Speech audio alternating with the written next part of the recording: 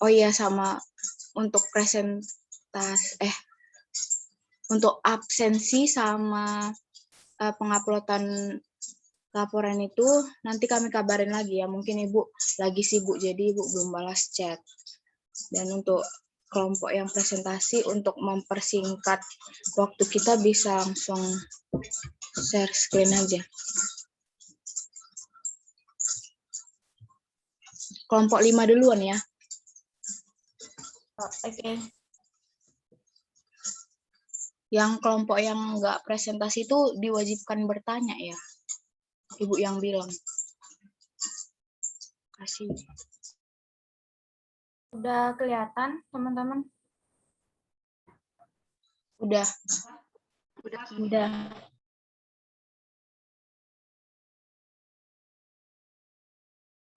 Sebentar ya.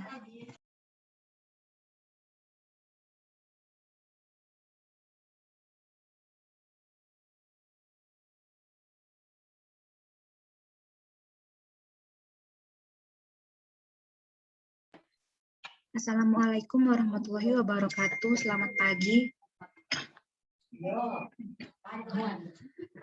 Kami dari kelompok 5 Gizi A yang beranggotakan saya sendiri, Lingga Hana Sofia, Rizky Pridaniki, Atika Dewi Maharani, Lehondo Sitanggang akan menampilkan hasil presentasi diet hati sirosis hepatitis.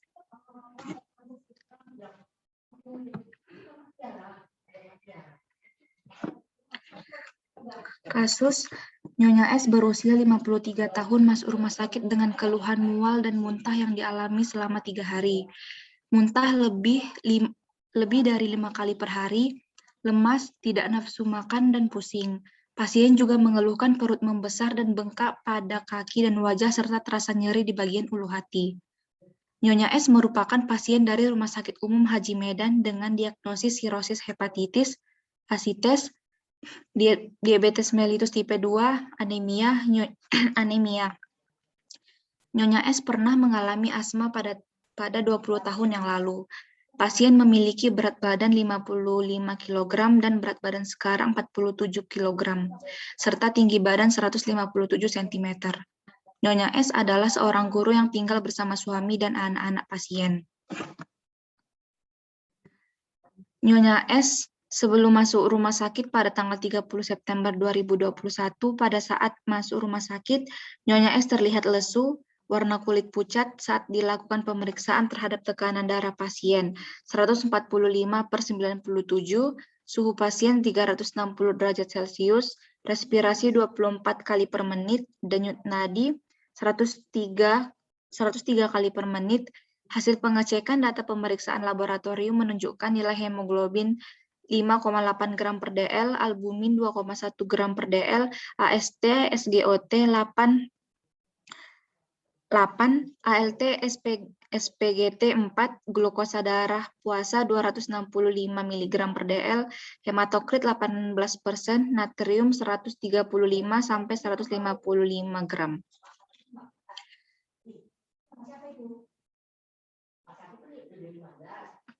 Hasil recall pasien energi 823,6 kilokalori, protein 31,5 gram, lemak 27,4 gram, dan karbohidrat 111,9 gram. Sebelum masuk rumah sakit, Nyonya S tidak mempunyai pantangan atau alergi terhadap makanan tertentu, akan tetapi Nyonya S tidak menyukai nasi Padang karena geli untuk dilihat. Jenis makanan yang sering dikonsumsi dan disukai adalah nasi biasa sebanyak 1 centong, ikan sambal dan teri yang diperbanyak, jarang mengkonsumsi sayur, buah setiap hari, dan menyukai makanan yang bersantan. Pada saat masuk rumah sakit, Nyonya S mengonsumsi makanan dari luar seperti mie rebus dan roti mari sebanyak 3 keping susu Bir Brand. Sebelum masuk rumah sakit, aktivitas pasien hanya berjalan sekitar rumah dan pasien jarang berolahraga.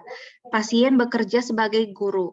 Nyonya S tidak memiliki alergi apapun terhadap makan dan tidak mengalami gangguan kesulitan makan. Riwayat obat sebelum masuk rumah sakit, insulin 2-3 kali, tidak ada riwayat penyakit keluarga.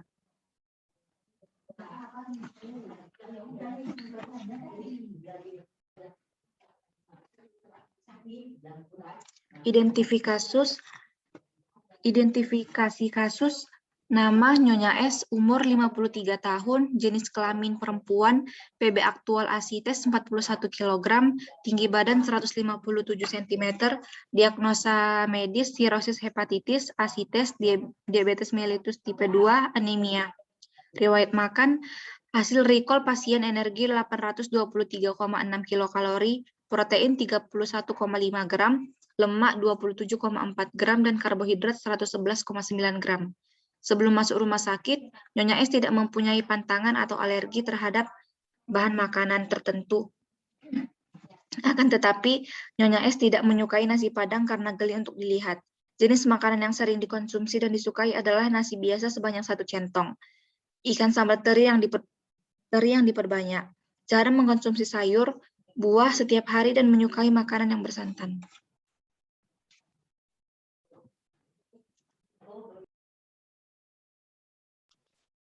Data biokimia, hemoglobin 5,8 gram per dl, albumin 2,1 gram per dl, AST 8, ALT 4, glukosa darah puasa 265 mg per dl, hematokrit 18%, natrium 135 sampai 155 mili.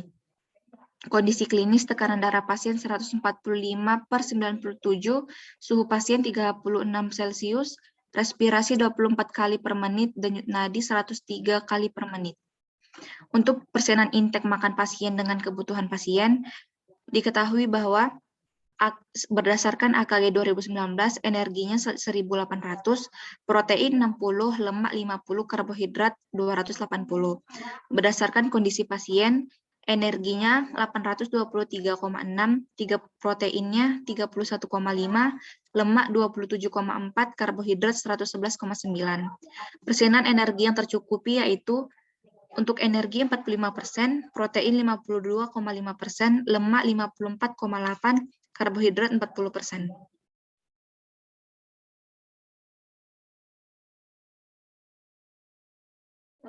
Dan dilanjutkan oleh teman saya.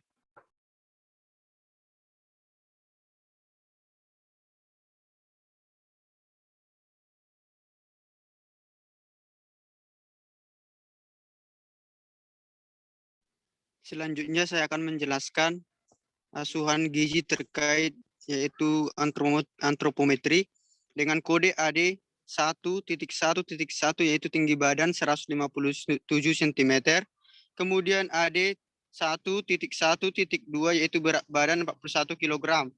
Dan yang ketiga yaitu dengan kode AD 1.1.4 perubahan berat badan sebanyak 14 kg dari BB awal 55 kg. Kode AD 1.1.5,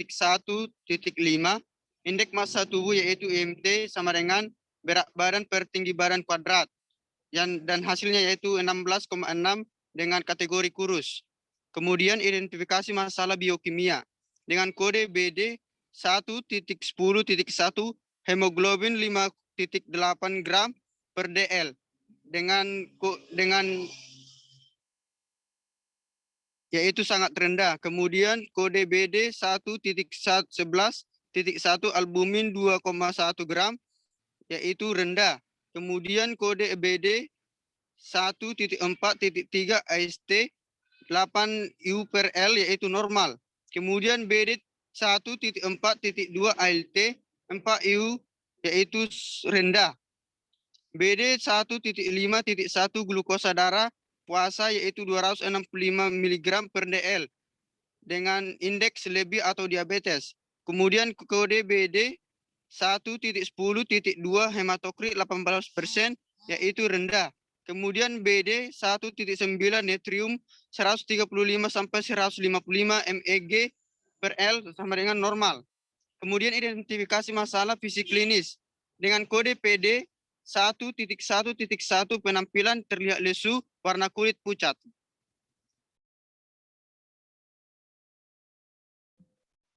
Selanjutnya dietary history yang pertama kodenya FH1.1.1.1, total asupan energi 823,6 kilokalori. Selanjutnya FH 1.5.1.1 total lemak 27,4 gram. Selanjutnya FH 1.5.2.1 total protein 31,5 gram.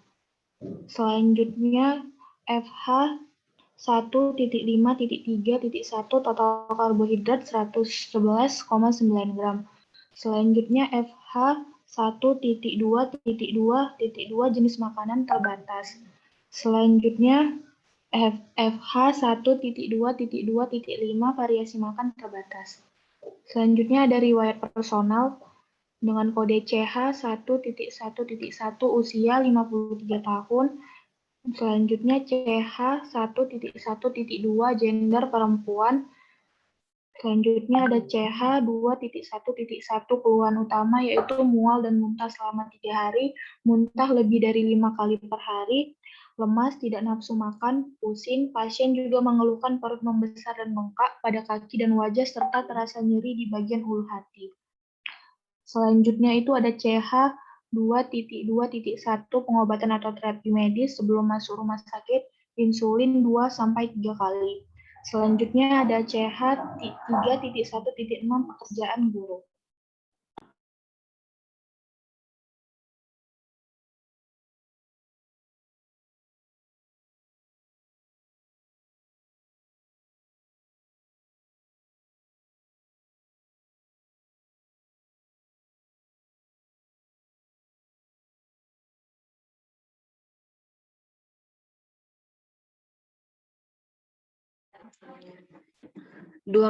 Dua diagnosa gizi. NI 1.4 asupan energi kurang berkaitan dengan gangguan nafsu makan dan mual muntah ditandai dengan asupan energi kurang dari kebutuhan. NI 561 kekurangan intake lemak berkaitan dengan gangguan nafsu makan dan mual muntah ditandai dengan asupan lemak kurang dari kebutuhan. NI 571 kekurangan intake protein berkaitan dengan gangguan nafsu makan dan mual muntah ditandai dengan asupan protein kurang dari kebutuhan. NI 581 kekurangan intake karbohidrat berkaitan dengan gangguan nafsu makan dan mual muntah ditandai dengan asupan karbohidrat kurang dari kebutuhan. NB 13 belum siap untuk melakukan diet atau perubahan pola hidup berkaitan dengan kurangnya motivasi atau dukungan dari keluarga ditandai dengan pada saat masuk rumah sakit mengkonsumsi makanan dari luar. NC 22 perubahan nilai lab terkait gizi berkaitan dengan sirosis hepatitis, asites, diabetes mellitus tipe 2, anemia ditandai dengan nilai lab yang kurang dari normal.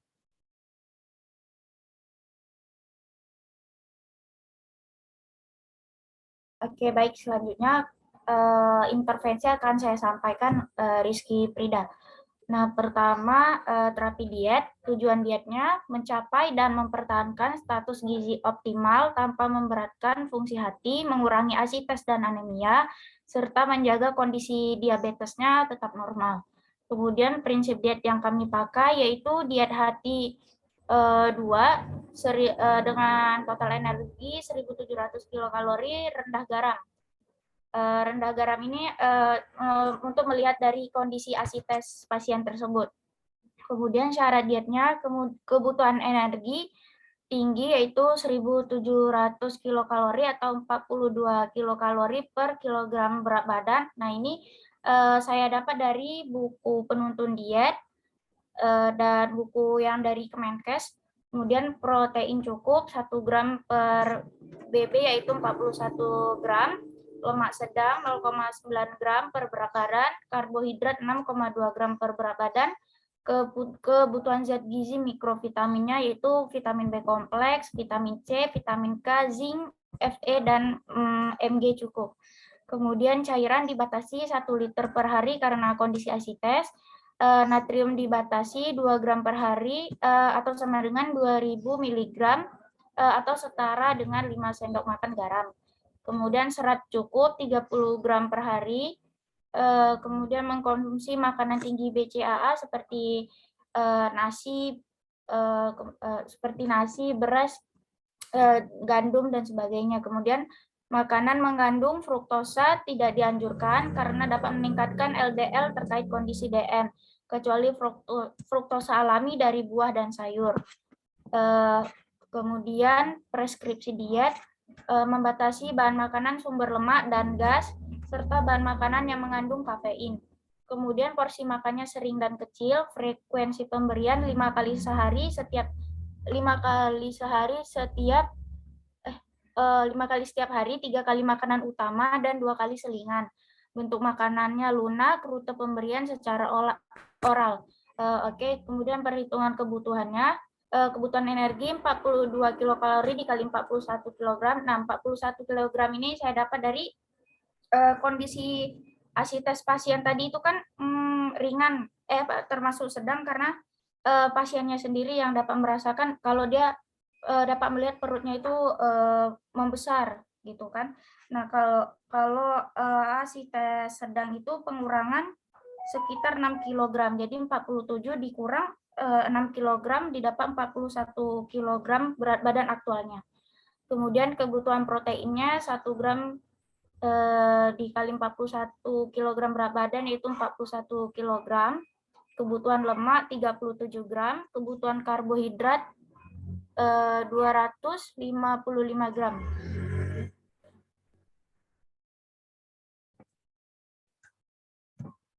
Nah, kemudian intervensi gizinya, terapi edukasi gizi dengan memberi motivasi dan informasi serta bekerja sama dalam mencapai tujuan terapi diet, yaitu memperbaiki status gizi tanpa memberatkan fungsi hati. Kemudian memperbaiki pola dan kebiasaan makan serta pemilihan makanan yang dianjurkan dan tidak dianjurkan. Kemudian perubahan gaya hidup sehat dan olahraga secara teratur. Kemudian, terapi edukasi ini ditujukan untuk keluarga pasien beserta pasien dengan alat bantu berupa leaflet. Kemudian monitoring dan evaluasi. Pertama, antropometri. Targetnya mencapai dan mempertahankan berat badan agar tetap normal saat dirawat dan tidak dirawat. Kemudian memberi biokimia, memeriksa kembali biokimia secara berkala hingga nilai biokimia yang kurang menjadi normal dan yang normal tetap dipertahankan. Kemudian fisik klinis, melihat kembali tanda-tanda fisik secara berkala sampai keluhan dan tanda kelainan jadi normal. Kemudian dietary history, mengecek kembali asupan makan setiap hari dengan target asupan zat gizi pasien mencapai kebutuhan dan pasien mematuhi diet yang telah diberikan. Riwayat personal, melihat kondisi pasien setiap hari dan menanyakan keluhan pasien sampai tidak terasa lagi. Riwayat personal di sini berupa keluhan yang pasien alami sewaktu masuk rumah sakit. Selanjutnya menu akan disampaikan oleh Atika. Selanjutnya rancangan menu sehari, waktu makan pagi, menu yang kami buat itu ada nasi tim, omelet sayur cincang, sup tahu, buah mangga, dan susu. Selingannya jus apel, bubur kacang hijau bening. Selanjutnya, next Ki.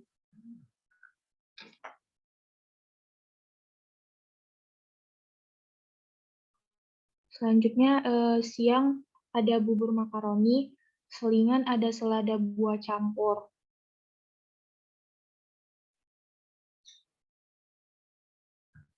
Nah, untuk makan malamnya itu kami buat bubur ayam telur.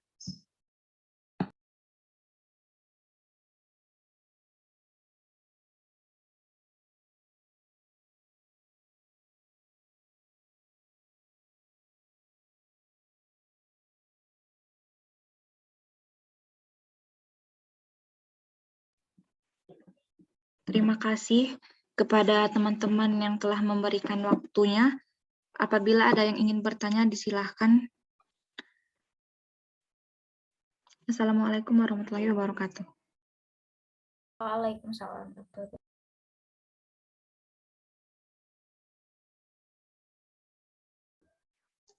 Mel, ini bertanya dulu atau lanjut kelompok 6? Lanjut kelompok 6 dulu ya, baru nanti kita buka sesi pertanyaan. Sesi tanya jawab. Jadi buat kelompok 6 langsung share screen aja.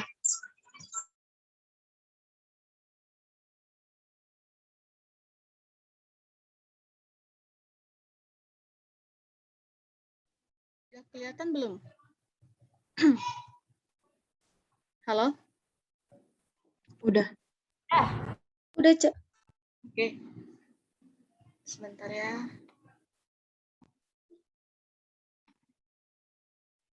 Assalamualaikum warahmatullahi wabarakatuh. Kami dari kelompok 6 kelas A Gizi 2019. Hari ini kami akan mempresentasikan hasil pengerjaan dietetik penyakit infeksi hati dan empedu. Untuk kasus ini adalah kasus sirosis hati. Adapun kelompok kami terdiri dari saya sendiri Hafizah Ramasya Fitri, Adinda Sukma, dan Siti Rahma. Nah, ini adalah kasusnya, sama seperti tadi, jadi saya skip aja ya. Kemudian diidentifikasi pasien, namanya Nyonya S, usia 53 tahun, berat badan 55 kg, tetapi berat badan saat masuk rumah sakit itu 47 kg, jadi ada sekitar penurunan berat badan sebanyak 8 kg. Tinggi badannya 157 cm, pekerjaannya adalah guru, diagnosa medisnya ialah sirosis hepatitis, asites, DM tipe 2, dan anemia. Nah, untuk EMT-nya kami mengambil BB berat badan saat masuk rumah sakit itu 47 kg, hasil EMT-nya itu normal.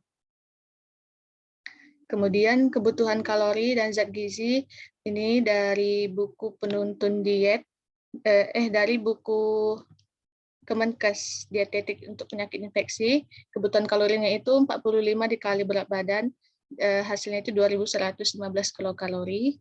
Proteinnya itu 1,4 kali berat badan, 65,8 gram atau setara dengan 15% total energi.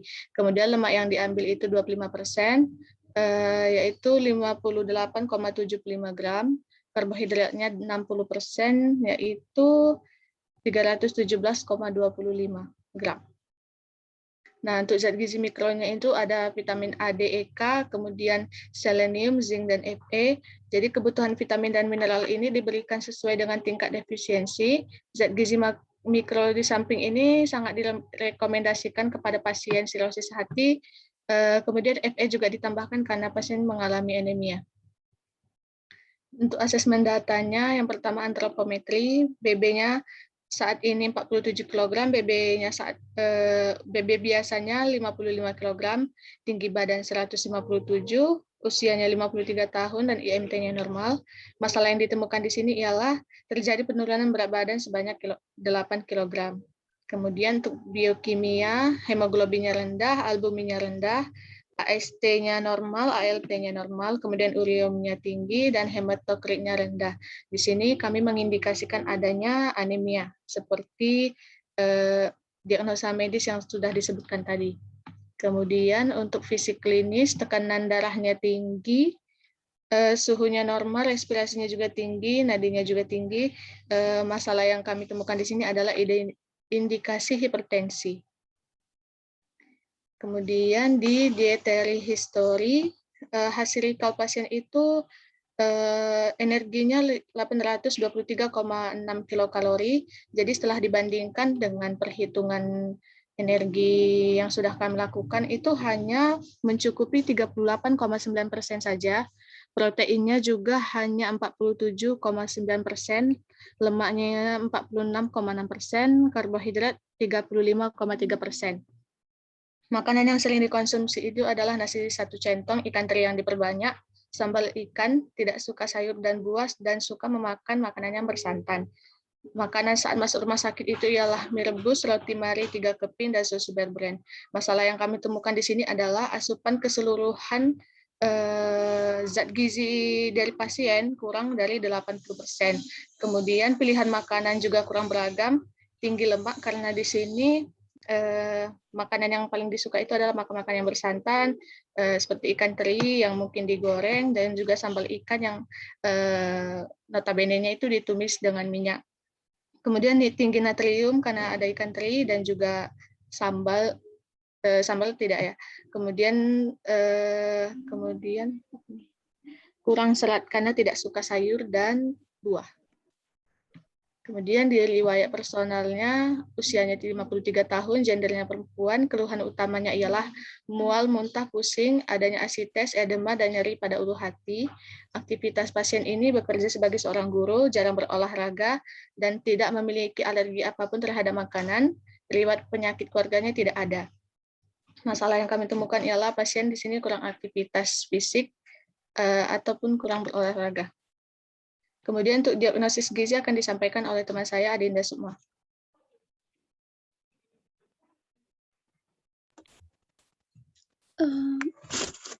Ganti slide-nya, Cak. Baiklah, untuk diagnosa gizi akan saya bacakan. Yang pertama adalah NI21, inadequate oral intake, berkaitan dengan penurunan daya terima makan seperti mual dan muntah, ditandai dengan asupan energi kurang dari kebutuhan dan penurunan berat badan. Yang kedua, NI12, kekurangan energi intake, berkaitan dengan penyakit infeksi kronik pada hati yang ditandai dengan asupan energi karbohidrat, protein, dan lemak kurang dari 80% total kebutuhan.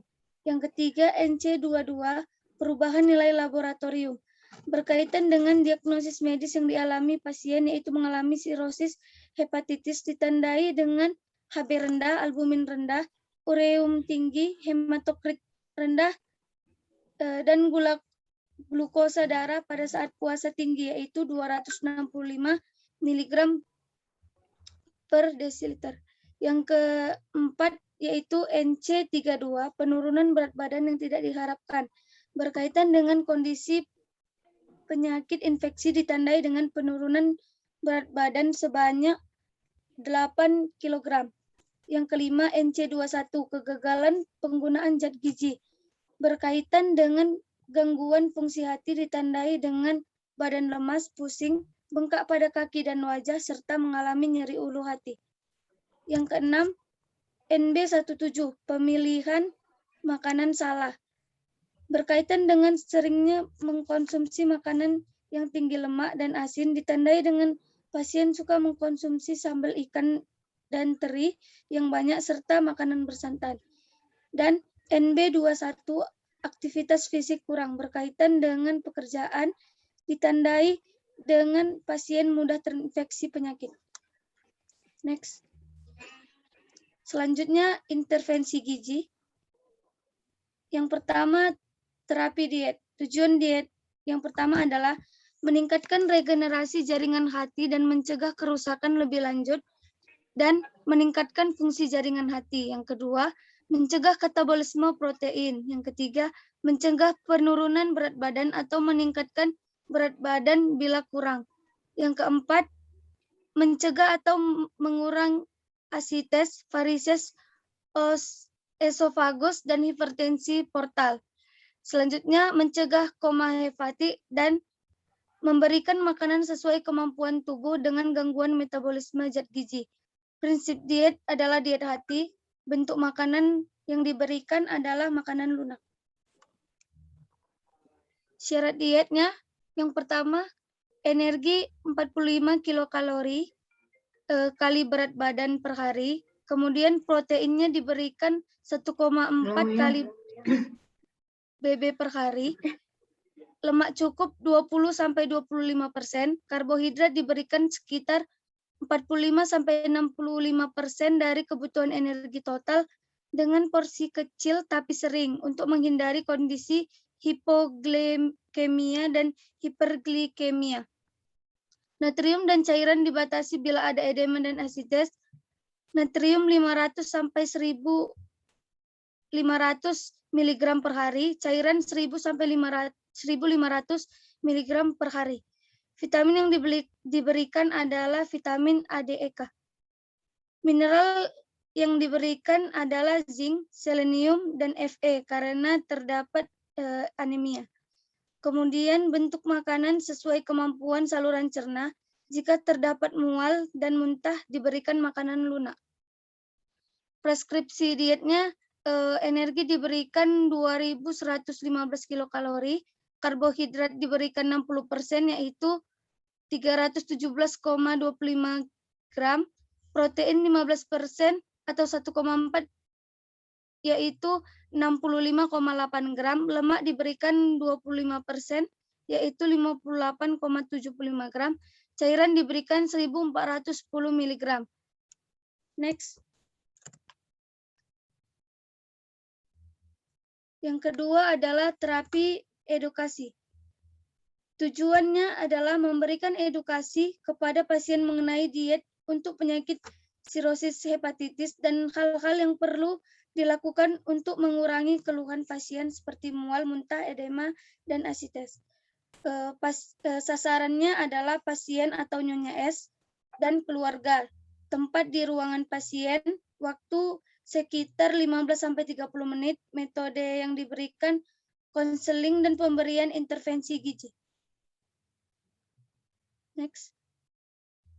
Materi edukasi yang diberikan, yang pertama itu menjelaskan pola hidup sehat, yang kedua menjelaskan makanan yang diperbolehkan dikonsumsi dan yang harus dihindari, yang ketiga menjelaskan secara umum terapi diet untuk sirosis dengan asites, yang keempat menambah pengetahuan pasien mengenai makanan gizi seimbang, yang kelima menjelaskan cara mengatur diet yang baik dan benar.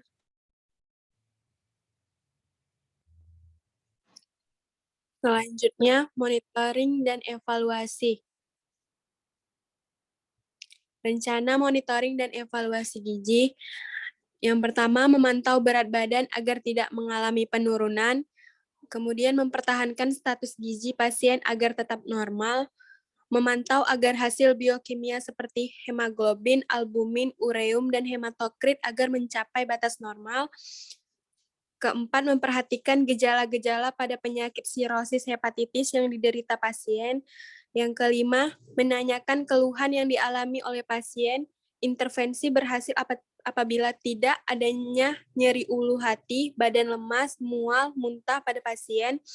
Kemudian, memantau asupan makanan pasien dengan mengecek kembali asupan makanan setiap hari dan peningkatan nafsu makan pasien. Asupan zat gizi sebaiknya mencapai 80%. Dan memantau kepatuhan diet yang diberikan kepada pasien. Rancangan menu untuk diet hati yang untuk pagi, nasi tim, loaf daging sapi, cah tofu wortel, dan jus buah bit. Kemudian selingannya sup bihun susu. Dan untuk makan siangnya bubur tim, udang sayur, abon sapi, dan jus jeruk. Dan untuk selingannya bubur labu kefir. Dan untuk makan malamnya nasi tim, semur bola-bola ayam, sofel tahu, tomat, bayam tumis, dan buah pepaya. Dan untuk di jam 9 malam formula enteral protein BCAA digunakan ketika pasien mengalami kondisi prekoma atau ensolafati dalam bentuk cair.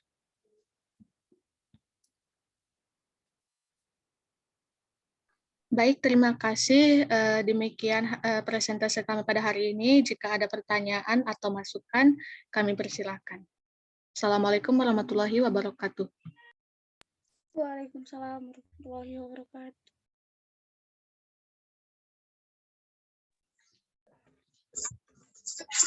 Nah, baik, udah selesai presentasi dari kelompok 5 dan 6. Jadi kita buka aja sesi tanya jawab. Jadi yang ingin bertanya dipersilahkan.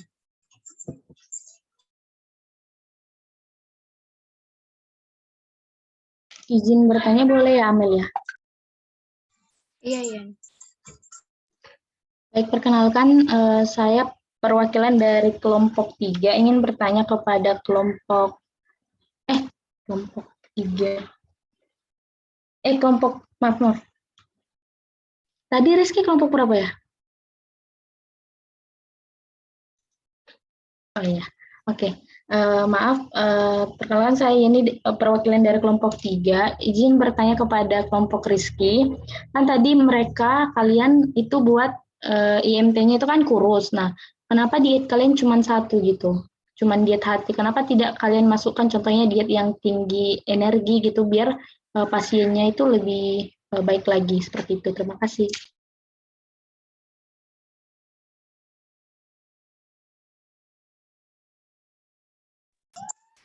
Untuk kelompok 5, apakah mau langsung menjawab atau Oke, boleh. Jadi dietnya tadi kan IFT-nya dapatnya kurus karena tadi dia punya ASIPES, BB-nya dikurangin gitu kan. Terus kami cuma buat kalori cuma buat sekitar 1.700 kalori begitu kan. Nah, itu kenapa? Karena dilihat juga dari kondisi klinisnya pasien. Itu kan keluhan dia itu muntah-muntah, muntah-muntah maksudnya 5 kali dalam sehari 5 kali muntah ya kan begitu. Nah terus, habis itu lemas, pusing. Nah kalau kami paksakan banyak-banyak gitu kan, nanti juga nggak tercapai juga begitu. Intake makanan yang udah kami buat itu nanti malah nggak habis gitu untuk pasiennya. Nah nanti mungkin itu kalau tinggi energi itu mungkin kalau kondisi keluhannya itu udah berkurang begitu. Apakah sudah jelas ini? Oh, berarti jadi diet kalian itu dilakukan bertahap gitu ya? Ya. Baik, saya paham. Terima kasih kelompok 5.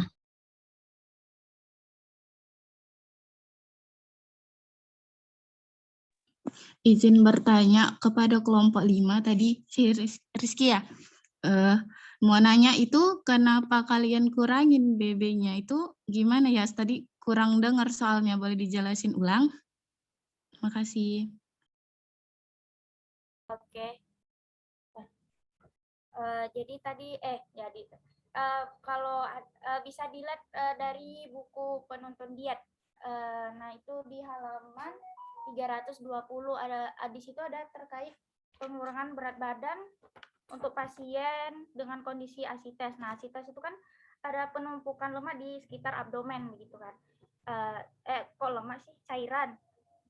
Nah, kondisi asites dan edema dapat mengelabui status gizi pasien. Jadi di situ dibuat petunjuk perkiraan berat cairan dalam kilogram dengan pasien asites.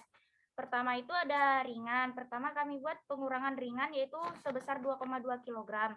Nah, tapi setelah kami cari-cari referensi, kalau asites ringan itu cuman bisa dideteksi menggunakan USG kan. Nah, jadi kemudian kami beralih menggunakan kriteria asites sedang. Asites sedang itu berat cairannya sekitar 6 kg. Kenapa asites sedang? Si pasien itu bisa melihat sendiri perutnya itu katanya membesar begitu. Jadi kami di sini memakai kriteria asites sedang yang berat cairannya 6 kg. Jadi 47 dikurang 6, jadi dapatnya 41 kg berat badan aktual. Begitu, Ardana. Oh ya, oke. Terima kasih Rizky.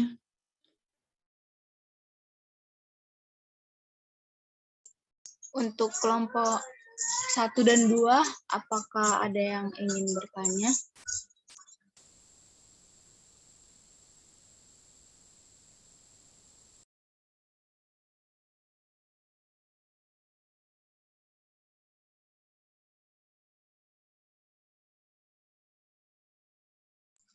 Ini dari setiap kelompok harus ada perwakilan yang bertanya ya, Wei?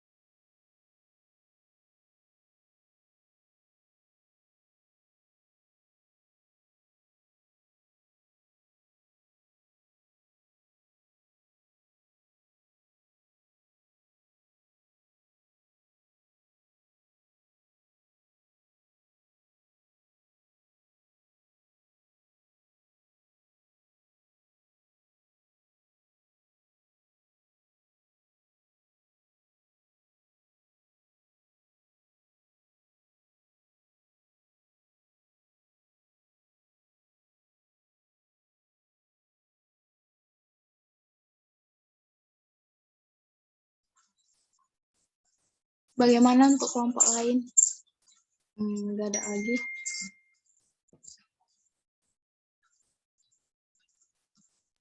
Izin sebelumnya, apakah kelompok yang presentasi boleh bertanya? Iya, silahkan. Baik, kami dari kelompok 6 ingin bertanya kepada kelompok 5. Tadi di diagnosis gizinya ada kekurangan intake lemak. Nah, itu menurut kelompok 5 kenapa mengambil diagnosis kekurangan intake lemak tersebut, sedangkan kita tahu bahwa riwayat makan pasien ini suka makanan yang bersantan. Terima kasih. Assalamualaikum warahmatullahi wabarakatuh.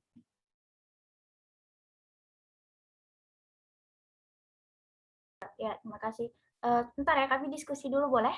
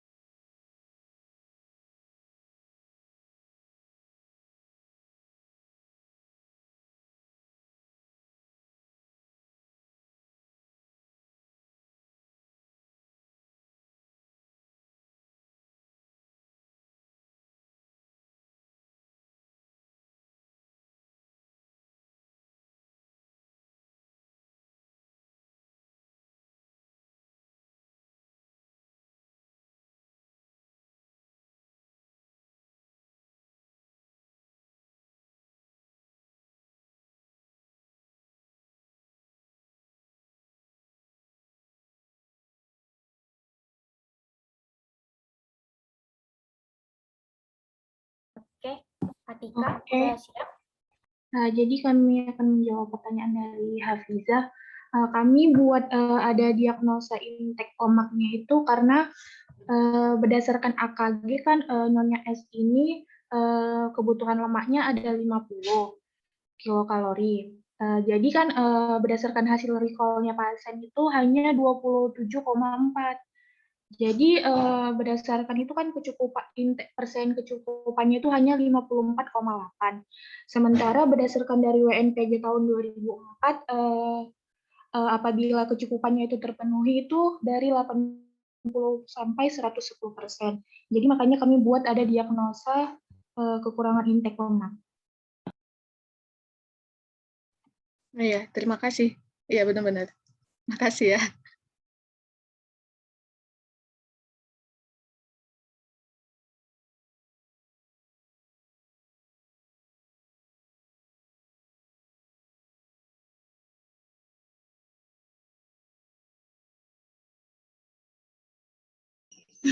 Maaf sebelumnya, izin backup karena Amel ada keperluan sebentar.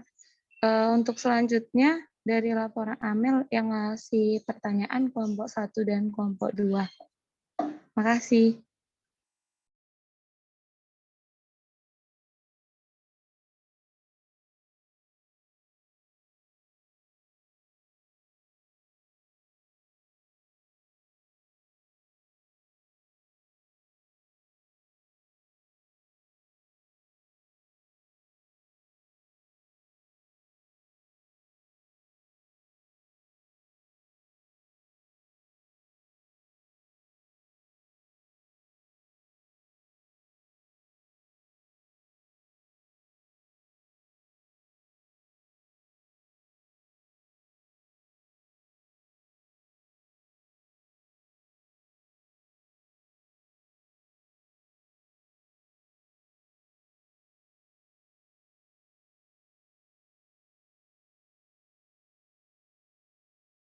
Oke, jadi Desi tadi identifik aku disuruhnya backup juga.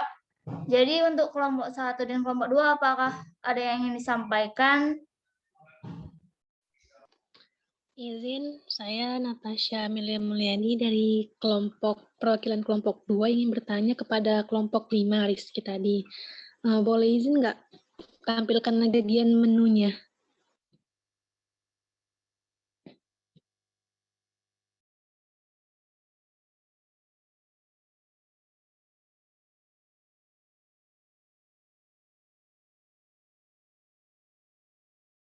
Iya, sebelumnya mau nyampein di total menunya ini nanti ada sedikit plot twist. Iya, itu saya ingin tanya itu kan tadi kalian lemaknya berapa awalnya dari perhitungan yang harusnya? 37 ya? Iya. Nah, total di lemak menu kalian tuh berlebih berapa tadi?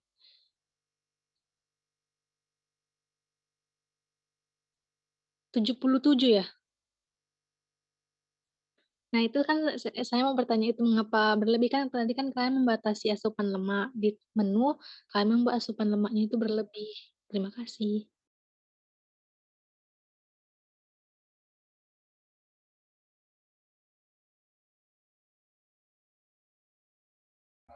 Bisa dijawab kelompok 5?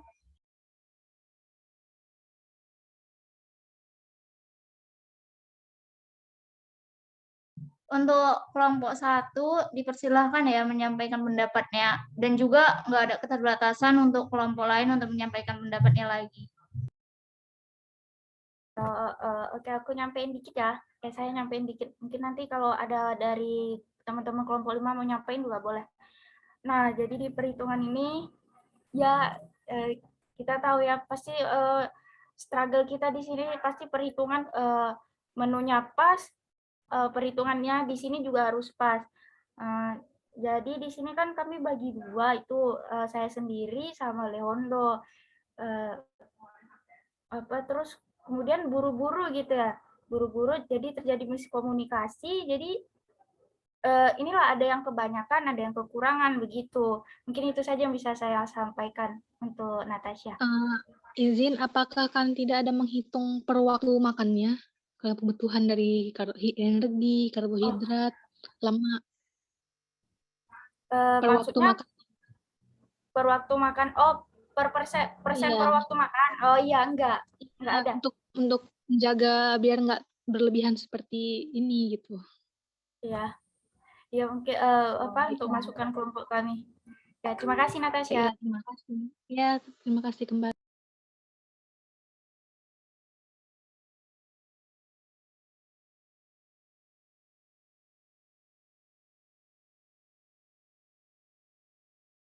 Jadi ada tambahan lain nggak dari kelompok 5? Udah pas nggak itu? Nggak ada ya? Dari Lehondo ada mau nyampein?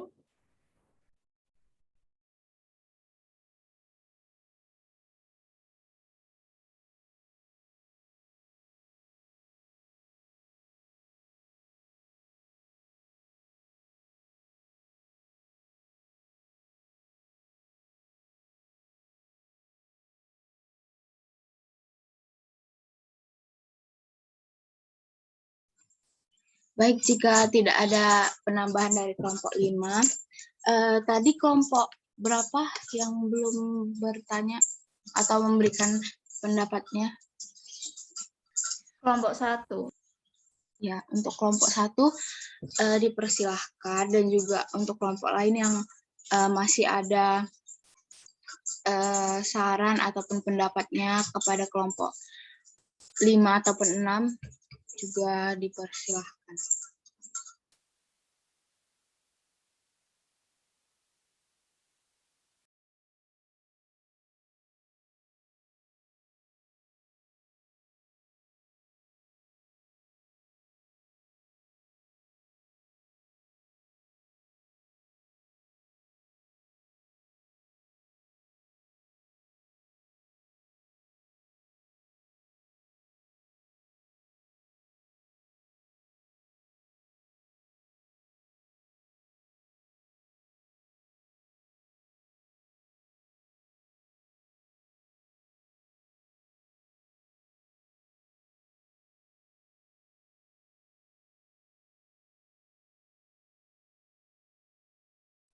Ini kelompok 1 emang tidak ada di room ini atau bagaimana ya? Soalnya Ibu pesan ke kami itu emang semua kelompok wajib bertanya. Dan juga hasil record ini bakalan dilihat sama Ibu. Begitu.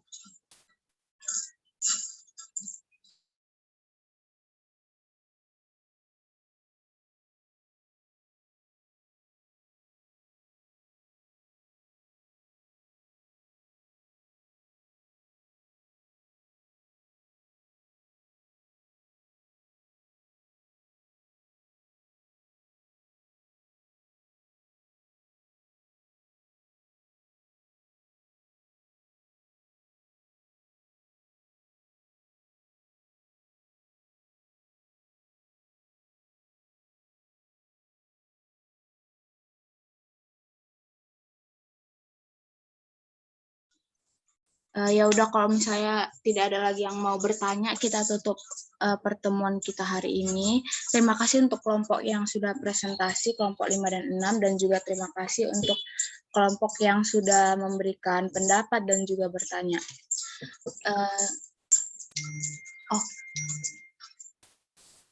Iya, kelompok 1 ada yang bertanya katanya.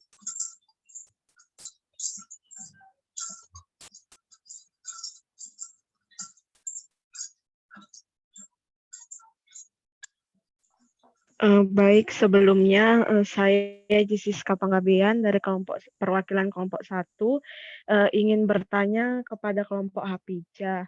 Sebenarnya kami penasaran kenapa pada preskripsi dietnya kelompok Hapija memakai ada yang persen 60%, 15%, 25% itu alasan memakainya itu kenapa ya? Terima kasih. Baik, sebentar akan kami diskusikan terlebih dahulu ya.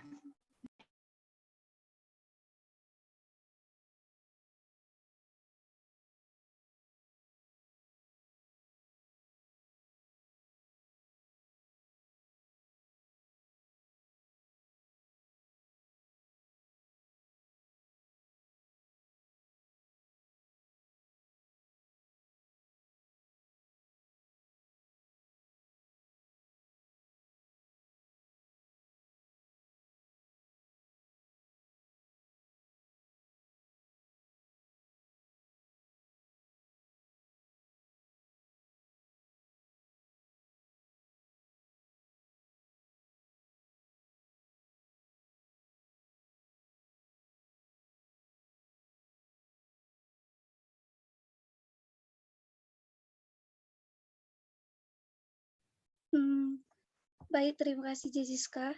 Saya akan menjawab pertanyaan dari kelompok 1. Jadi mengapa kami mengambil karbohidrat 60%, lemak 25% itu kami ambil dari buku Kemenkes dietik penyakit infeksi. Jadi di buku itu dibuat yaitu lemak cukup diberikan 20-25%, kemudian karbohidrat diberikan 45 sampai 65%, dan protein diberikan 1,2 sampai 1,4. Itu kami mengambil 1,4 itu setara dengan 15%. Itu. Gimana Jessica?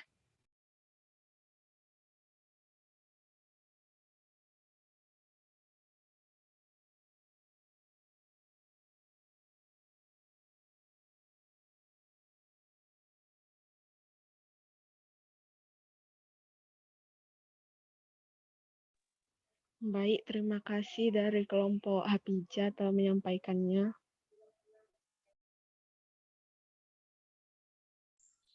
Ya, karena sudah selesai ya yang bertanya. Jadi kita tutup pertemuan kita. Sebelumnya itu aku mau screenshot dulu ya, jadi dibuka ya, on cam semua ya.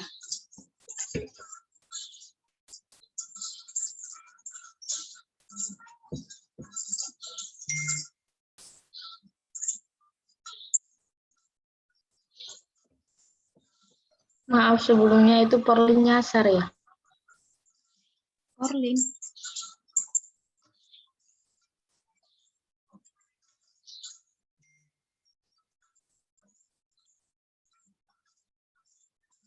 Ya.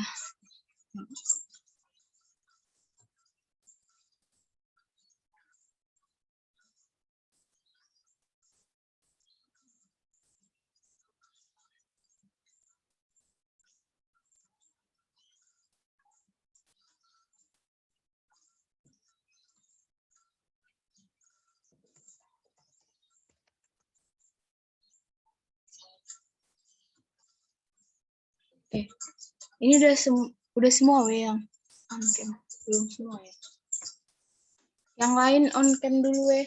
Mau screenshot aja.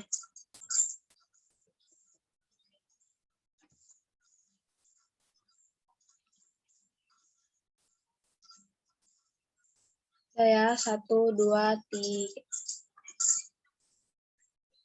Oke.